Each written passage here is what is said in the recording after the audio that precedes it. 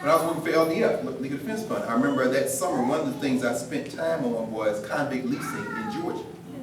Where they would lock you up, keep you in there, and then they would lease you out to these people who come in and cut the grass. These cats oh yeah, no question. You in there, it's basically labor, slave labor. That's what they're doing. It's like you said, 13th Amendment. That's it. Slavery, involuntary servitude, except as a punishment for a crime, which you can do big numbers. So they do got to hit on it. But yeah, once you get in that category, we won. But we ties together. So we left from, if y'all remember, we left from the backyard of what was the old Youth Study Center and marched to City Hall. Well, that's not there anymore. Where's the Youth Study Center? West Philly, right? Jenny Blackwell District. Why did they move? Marching for West Philly. Well, that's true. They got the politics of space. There it is. And there's the issue. This is how this all ties together, right? Mass incarceration is a growth business. It's brand new. All these books, every day they publish a new book about private prisons. State subsidized prisons. Your tax dollars putting in the pocket of these corporations, right? And one thing Donald Trump has done is remove the veneer. Yes. Oh. That I'm pretending to be. That's exactly right. So there's no common citizenship. Now what he's doing is taking the veneer off that was holding the lie together to begin with, that we are all right. Better that 10 men go free. No. But I'm sorry, man. We was never talking about you, nigga. Right. Oh, wait. Mr. Trump, could you come here? Yes. They're bringing crime, and they're rapists. And some of them are good people. But no, Muslims, Mexicans, black. In other words, let me take the veneer that there was ever a common definition of citizenship off. So it'll be even easier. Now, he's putting them, let me tell us together. What's where the old Youth Study Center used to be? The barn. The barns. All right.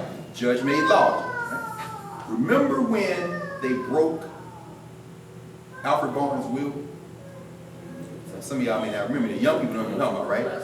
Barnes collection used to be, where was near Lincoln University. Alfred Barnes, a white man, had contempt for the white elite in the city of Philadelphia.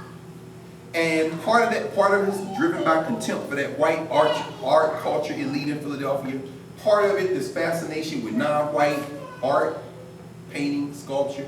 He housed his collection, now worth in the billions, in this mansion. And he put it in conversation with all this other stuff. So you had Picasso's, but then you had all this African art and oceanic art, all that stuff.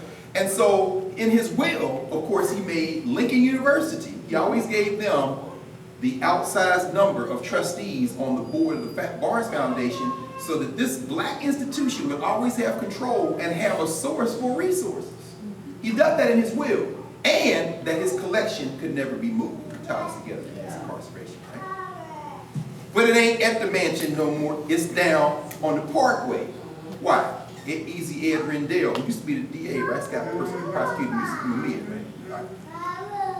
They were determined to break Barnes' will because the elite in Philadelphia said they want that art museum downtown next to the Rodin. They're going to sell the school district building and up this ongoing criminal enterprise. These are Negro politicians now in charge of the city of Philadelphia. So we want to have our playground. You can't have this place with all these black and brown kids sitting across the street from the whole, but we got plans for this whole neighborhood.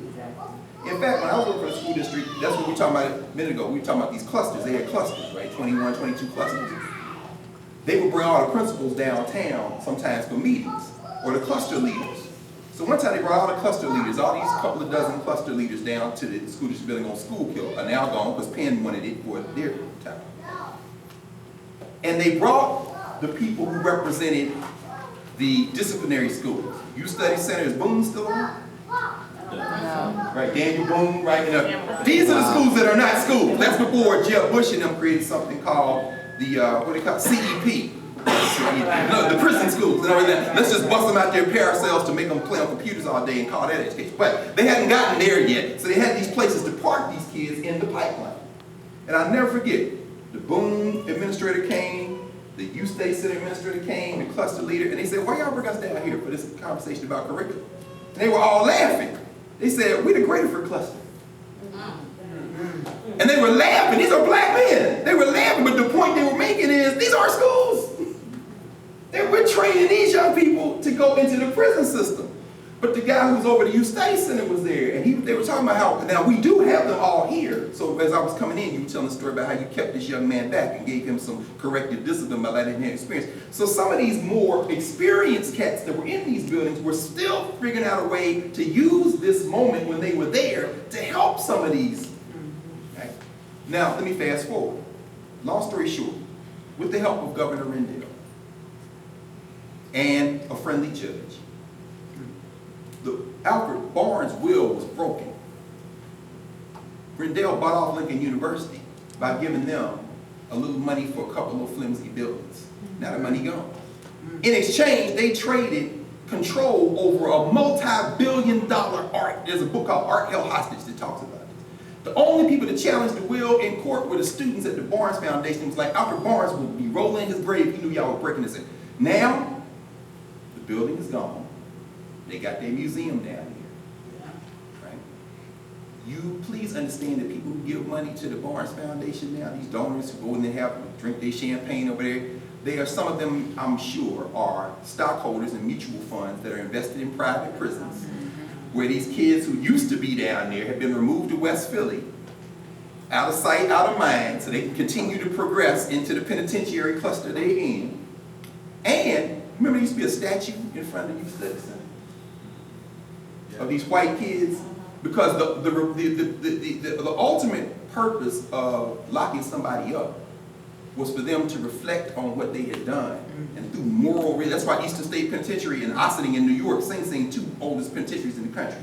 They had the Halloween house. They still have it down there on the Spring Garden. So, but the statue represented white children as kind of like the aspiration of how to correct yourself. No, we're here to help these youth. Where's that statue now? One more time. It's in front of the High School for the Future. Remember, we had a free school train over there, and they had just moved the statue. So I took a picture. I said, remember when this was in front of the Youth Study Center? It's now in front of the School for the Future. Why? You niggas are not the part. This system is not broken. It's constantly correcting itself to move our bodies around so that it can maximize profit. So the only thing left for the Youth Study Center is the statue. It's over in front of the School for the Future. They got you dirty blacks and browns off that parkway. They are now enjoying everything, and the incarceration rate is skyrocketing. And if you think that this is somehow something that needs to be corrected, please understand that it's not broken. It all works together. This is about capitalism. This is about profit. This is about interlocking systems where all these people know each other. That's all. And but I